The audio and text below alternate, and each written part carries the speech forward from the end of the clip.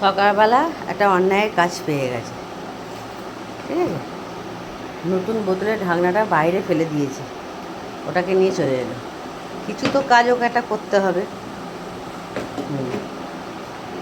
কিছু না কাজ করলে হবে না। কালকে রাতেরবেলা একটু বকু বকু করেছি, বেলুন ফোলাতে দেবে না, সে চিল্লানো, চিল্লে চিল্লে তার গলা ব্যথা হয়ে গেছে। আরে কী আছে ওটা, হ্যাঁ ওর দিদিরা বোতলটা নিয়ে নিয়েছে তো। ওহ বাহ, বাইরে ফেলে দিয়েছি, সেটাকে নিয়ে চলে এলো।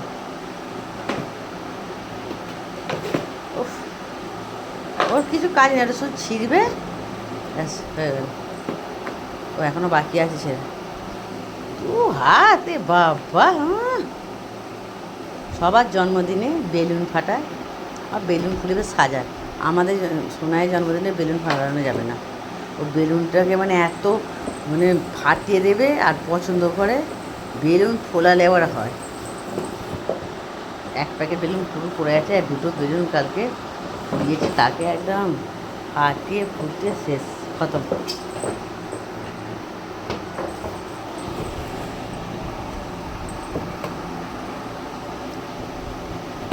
ঘর তো নোংরা করবে না, ঠিক আছে? চুপচাপ বসে থাকো, ঘর তো নোংরা করবে না, চুপচাপ বসে থাকবে।